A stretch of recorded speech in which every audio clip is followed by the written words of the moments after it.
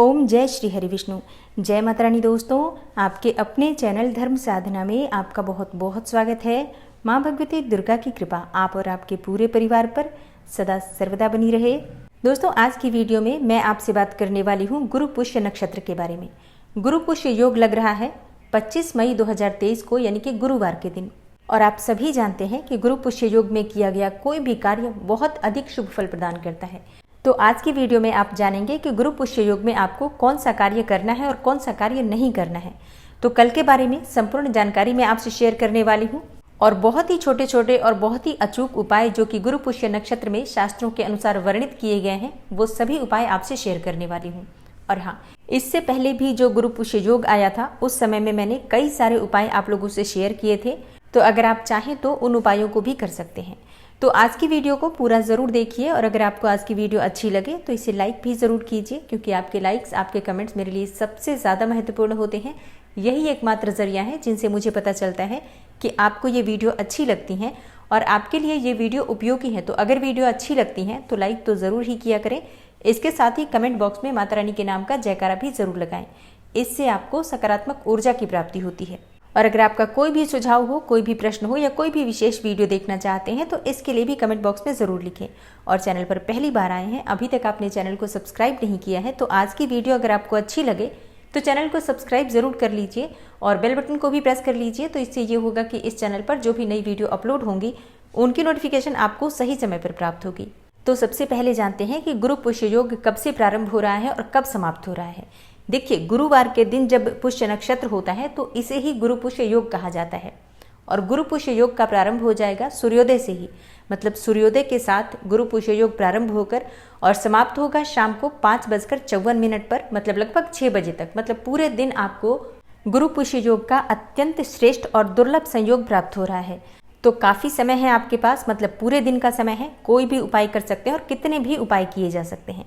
और हाँ, अगर आप में से कोई भी गुरुवार का व्रत शुरू करना चाहते हैं, प्रारंभ करना चाहते हैं, तो आज का दिन अत्यंत श्रेष्ठ है। आज से अगर गुरुवार के व्रत का संकल्प लेकर प्रारंभ किया जाए मनोकामना के साथ, तो कोई भी मनोकामना निश्चित ही पूर्ण होती है। क्योंकि गुरु पुष्य योग में प्रारंभ किया कोई भी कार्य बहुत शीघ्र सफलता प्रदान करता है, बहुत शीघ्र कामना को पूर्ण करता है। तो अगर आप व्रत शुरू करना चाहते हैं तो आज से कर सकते हैं।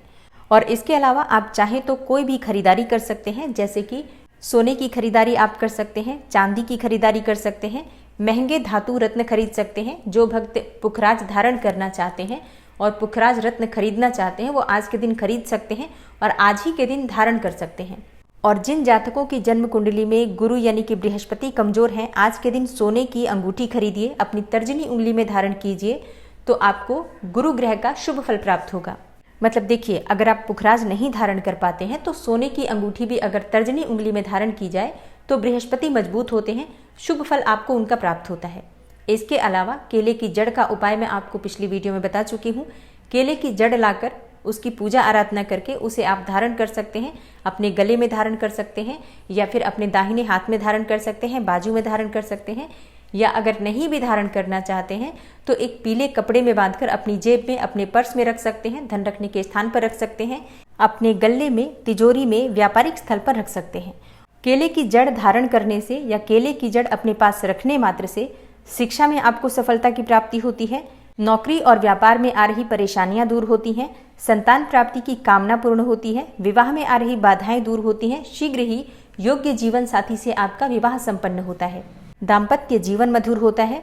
मतलब हर प्रकार की मनोकामना केले की जड़ धारण करने से पूर्ण हो जाती है, क्योंकि बृहस्पति शुभ हो जाते हैं। और शास्त्रों के अनुसार केले की जड़ का प्रभाव पुखराज से भी अधिक माना गया है। तो आपके घर के आसपास कहीं भी केले का वृक्ष हो, केले का पौधा हो, तो केले के पौधे की पूजा कर लीजिए, मतलब धूप दीप अर्पित कर दीजिए, जल अर्पित कर लीजिए। फिर वृक्ष देवता से प्रणाम करके, उनसे प्रार्थना करके थोड़ी सी जड़ लेकर घर आइए, पंचोपचार विधि से, मतलब धूप दीप अर्पित करके पूजा कर लीजिए। और इसके बाद आप इसका प्रयोग कर सकते हैं, चाहे तो धारण कर सकते हैं, अगर पहनना है तो दाहिने हाथ में पहन सकते हैं या फिर गले में भी धारण कर सकते हैं। और हाँ, बहुत से भक्तों के प्रश्न आते हैं कि हम लोग धारण नहीं कर पाते हैं तो क्या करें। तो ऐसे में आप लोग अपने पास अपने पर्स में रखिए, मतलब आपके शरीर से स्पर्श रहे उसका, अगर इतना भी हो जाएगा तब भी आपको उसका लाभ प्राप्त होता है। इस केले की जड़ को कोई भी धारण कर सकता है। जैसे कि बच्चे अगर पढ़ाई में कमजोर हैं, उनकी स्मरण शक्ति कमजोर है, तो आप उन्हें धारण करवा सकते हैं। अगर किसी को भी संतान प्राप्ति में बाधाएं आ रही हैं तो वो भी इस उपाय को कर सकता है, धारण कर सकता है। और इसके अलावा दाम्पत्य जीवन में परेशानियां हैं तो पति या पत्नी कोई भी धारण कर सकता है, चाहे तो दोनों धारण कर सकते हैं। नौकरी और व्यापार में परेशानियां आ रही हैं या फिर बृहस्पति कमजोर है, मतलब किसी भी अवस्था में धारण किया जाएगा तो इससे आपको लाभ ही होगा और बिना खर्चे का उपाय है तो आप कर सकते हैं। और हाँ, जैसे कि मैं आपको पिछली वीडियो में बता चुकी हूँ, वैसे तो केले की जड़ को एक दिन पहले से निमंत्रित करके और फिर अगले दिन लाया जाता है, लेकिन अभी क्योंकि रात्रि हो चुकी है तो अगर आपने पिछली वीडियो देखकर और निमंत्रण दे दिया है तब तो अत्यंत ही श्रेष्ठ है। नहीं तो कल भी, मतलब कल आप पूरे दिन में कभी भी जाकर केले के पौधे की पूजा करके और तुरंत भी जड़ लेकर आ सकते हैं, कोई समस्या नहीं है। और हाँ, जैसे कि कल गुरु पुष्य योग है जो कि अत्यंत ही श्रेष्ठ योग माना जाता है, मतलब सभी नक्षत्रों में पुष्य नक्षत्र को राजा कहा गया है। तो इस नक्षत्र में जब गुरुवार का दिन आ जाता है तो इसका महत्व इतना अधिक हो जाता है कि अगर आप गंगा स्नान करते हैं, कोई भी शुभ कर्म करते हैं तो उसका फल आपको कई गुना होकर प्राप्त होता है। इसलिए आज गंगा स्नान करने का विधान शास्त्रों में बताया गया है। अब सबके लिए ऐसा संभव नहीं हो पाता है तो अपने घर में भी गंगा जल मिश्रित जल से सुबह स्नान कीजिए। मतलब घर का प्रत्येक व्यक्ति जब स्नान करता है तो उसके जल में थोड़ा सा गंगा जल अवश्य मिला लेना चाहिए। अब जैसे कि कई भक्तों के प्रश्न आते हैं कि सुबह बिना स्नान किए गंगा जल कैसे स्पर्श करें, तो आप क्या करेंगे कि इसी समय थोड़ा सा गंगा जल निकालकर अलग रख दीजिए और फिर कल जब स्नान करेंगे सभी लोग तो सबसे पहले पात्र में थोड़ा सा गंगा जल डाल दीजिए, मतलब 1 या 2 बूंद गंगा जल डाल दीजिए। फिर उसके बाद जल से भरकर उसी जल से स्नान कर सकते हैं। तो घर का प्रत्येक व्यक्ति गंगा स्नान करे, इस बात का ध्यान रखिए। आज के दिन गंगा स्नान करने से, मतलब गंगा जल मिश्रित जल से स्नान करने से समस्त प्रकार के जाने अनजाने में किए गए पाप कर्मों से मुक्ति मिलती है, अपार पुण्य फलों की प्राप्ति होती है। तो आज का दिन बहुत श्रेष्ठ है, ये उपाय आप सभी को करना चाहिए। और अगला उपाय भी परिवार के सभी सदस्यों को करना है। क्या करना है आपको? थोड़ा सा कच्चा दूध तुलसी की जड़ में प्रत्येक व्यक्ति को अवश्य अर्पित करना चाहिए। आज के दिन तुलसी में अगर कच्चा दूध अर्पित किया जाता है तो हर प्रकार की मनोकामना पूर्ण होती है। तो घर में प्रत्येक व्यक्ति जब सुबह स्नान करें तो थोड़ा थोड़ा कच्चा दूध तुलसी की जड़ में अवश्य अर्पित करें। बहुत सारा तुलसी में दूध नहीं अर्पित किया जाता है, इस बात का ध्यान रखिए। बस 1 या 2 बूंद, मतलब 1 चम्मच निकाल दीजिए, उसी में से सब थोड़ा थोड़ा अर्पित कर देंगे। और अगले उपाय के लिए आपको चाहिए थोड़ा सा चावल। उस चावल में थोड़ी हल्दी मिला दीजिए और उस चावल को घर का प्रत्येक व्यक्ति थोड़ा थोड़ा करके पक्षियों को डाले।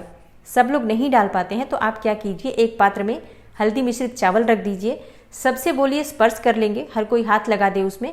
और घर का कोई एक भी व्यक्ति ले जाकर और ऊपर अपनी छत पर रख सकते हैं, बालकनी में रख सकते हैं, किसी पात्र में करके रख दीजिए, पक्षी उसे ग्रहण कर लेते हैं।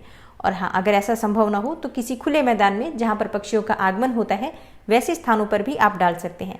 आज के दिन हल्दी मिश्रित चावल पक्षियों को देने से सभी प्रकार की गरीबी और दरिद्रता से मुक्ति मिलती है और किसी भी प्रकार की परेशानी आपके घर में हो, परिवार में हो, समाप्त हो जाती है मात्र इस छोटे से उपाय से। तो ये कार्य भी आप सभी को करना है। और हाँ, घर के आसपास अगर शिवलिंग है तो शिवलिंग की पूजा अत्यंत आवश्यक है। आज के दिन घर में शिवलिंग है तो घर में भी कर सकते हैं, नहीं तो घर के आसपास कोई मंदिर है तो वहां जाकर बिल्व पत्र पर राम राम राम लिखकर, मतलब हर बिल्व पत्र पर आपको राम राम राम लिखना है। 21 ले लीजिए, 11 ले लीजिए, एक भी बिल्व पत्र होगा तो भी चलेगा। उस पर आपको राम राम राम लिखना है अष्टगंध से, ठीक है। अष्टगंध ना मिले तो सफेद चंदन से भी लिख सकते हैं या पीले चंदन से भी लिख सकते हैं, लाल चंदन से भी लिख सकते हैं, मतलब जो भी चीज आपके पास उपलब्ध है उसी से राम राम राम लिख दीजिए और ओम नमः शिवाय का जप करते हुए शिवलिंग पर अर्पित कीजिए। आज के दिन शिवलिंग की पूजा विधि विधान से करने मात्र से अनंत गुना पुण्य फलों की प्राप्ति होती है, मन वांछित फलों की प्राप्ति होती है। पीले पुष्प शिवलिंग पर अर्पित कर सकते हैं। पीले पुष्पों से भगवान श्री हरि विष्णु की पूजा आज करने से किसी भी प्रकार की आपकी मनोकामना हो पूर्ण होती है। घर में अगर ठाकुर जी विराजित हैं तो हल्दी मिश्रित जल से उनका अभिषेक कीजिए और उस अभिषेक किए हुए जल को अपने पूरे घर में छिड़काव कीजिए। इससे आपके घर में अगर मांगलिक कार्य रुके हुए हैं तो वो सभी मांगलिक कार्य प्रारंभ हो जाएंगे। और हाँ, घर के मुख्य द्वार पर स्वास्तिक जरूर बनाना है हल्दी से। हल्दी में थोड़ा सा गंगा जल मिला लीजिए, केसर हो तो केसर भी मिला सकते हैं। तो हल्दी, केसर और गंगा जल मिलाकर और इसी से घर के मुख्य द्वार पर दोनों तरफ स्वास्तिक बना लीजिए। उस स्वास्तिक का धूप दीप अर्पित करके पूजा कर लीजिए। देखिए, स्वास्तिक के बाद जो आप स्वास्तिक बनाते हैं तो स्वास्तिक के दोनों तरफ 2-2 लाइनें खींची जाती हैं जो अत्यंत आवश्यक होती हैं। इन्हें रिद्धि सिद्धि का प्रतीक माना जाता है और स्वास्तिक भगवान गणेश की लेख्य प्रतिमा मानी गई है शास्त्रों के अनुसार। तो भगवान गणपति अपने दोनों तरफ मुख्य द्वार पर जब आप विराजमान कर देंगे तो आपके घर में किसी भी प्रकार की नकारात्मक ऊर्जा का प्रवेश हो ही नहीं सकता है और समस्त प्रकार की सकारात्मक ऊर्जा आपके घर में वास करती है। किसी भी प्रकार की परेशानी से आपको मुक्ति मिलती है, किसी भी प्रकार की मनोकामना हो आपकी पूर्ण होती है। तो वैसे तो ये कार्य हर बृहस्पतिवार को आप कर सकते हैं, लेकिन आज गुरु पुष्य योग है। इस समय में किया गया कोई भी कार्य आपको अत्यंत श्रेष्ठ फल प्रदान करता है, इसलिए आज के दिन ये सभी कार्य आपको जरूर करना है। और घर में हमेशा सुख समृद्धि बनी रहे, हमेशा माँ लक्ष्मी का स्थिर वास आपके घर में रहे, इसके लिए तिजोरी में धूप दीप अवश्य दिखा दीजिए। सुबह या शाम कभी भी दिखा सकते हैं। घर के मंदिर में जो दीपक जल रहा है उसमें थोड़ी हल्दी डालकर और तिजोरी खोलकर तिजोरी में धूप दीप दिखा सकते हैं। और हाँ, कल पुष्य नक्षत्र है, पूरे दिन पुष्य नक्षत्र रहेगा, तो आप चाहें तो पूरे दिन भर के लिए एक अखंड दीपक प्रज्वलित कर सकते हैं। इस समय में अखंड दीपक भगवान श्री विष्णु के निमित्त उनकी प्रसन्नता के लिए अगर प्रज्वलित किया जाता है और जिस भी मनोकामना को मन में धारण करके आप अखंड दीपक प्रज्वलित करेंगे वो मनोकामना निश्चित ही आपकी पूर्ण होती है। तो आज का दिन बहुत श्रेष्ठ है। सुबह जब आप पूजा करते हैं उस समय आप दीपक प्रज्वलित कर दीजिए, शुद्ध घी से या तिल तेल से, जो भी आपके पास उपलब्ध हो, और शाम तक दीपक जलता रहे, कम से कम 6 बजे तक। इतना जरूर ध्यान रखिए। आप चाहे तो पूरे 24 घंटे के लिए भी प्रज्वलित कर सकते हैं, लेकिन सिर्फ शाम तक भी प्रज्वलित रखेंगे तब भी श्रेष्ठ माना जाएगा। तो आज पूरे दिन गुरु पुष्य योग है। इस शुभ योग में आप कोई भी शुभ कार्य कर सकते हैं। गृह प्रवेश करना चाहते हो, कोई मकान खरीदना चाहते हैं, प्लॉट खरीदना चाहते हैं, कोई वाहन खरीदना चाहते हैं, सभी प्रकार की खरीदारी आज की जा सकती है। वस्त्रों की खरीदारी, आभूषणों की खरीदारी भी अगर आप करना चाहते हैं तो बिल्कुल कर सकते हैं। और हाँ, अगर आप बहुत कुछ नहीं खरीद पाते हैं तो ऐसे में अगर आप चांदी का एक सिक्का लेकर भी आते हैं, उसकी विधि विधान से पूजा कर लेते हैं, फिर उस चांदी के सिक्के को अपने धन रखने के स्थान पर रखते हैं, तो हमेशा आपके घर में स्थिर लक्ष्मी का वास रहता है। अगर आप ये भी नहीं कर पाते हैं तो आज के दिन आपको साबुत हल्दी या फिर चने की दाल खरीदनी चाहिए। पीले वस्तुओं की खरीदारी करने से भी बृहस्पति मजबूत होता है और गुरु पुष्य योग का आपको संपूर्ण लाभ मिलता है। तो खरीदारी में अगर आप बहुत कुछ नहीं कर पाते हैं तो साबुत हल्दी खरीद कर घर लेकर आ सकते हैं, मंदिर में रख दीजिए, घर के मंदिर में, और पूजा कर लीजिए। इसे फिर अपने धन रखने के स्थान पर रख दीजिए। तो दोस्तों, उम्मीद करती हूँ आज की वीडियो आपके लिए अवश्य उपयोगी होगी। और हाँ, अगर आप निर्जला एकादशी का व्रत करते हैं तो निर्जला एकादशी की वीडियो चैनल पर अपलोड हो चुकी है। अगर आपने अभी तक उसे नहीं देखा है तो ज़रूर देख लीजिए। मिलती हूँ मैं आपसे अगली वीडियो में, तब तक के लिए नमस्कार।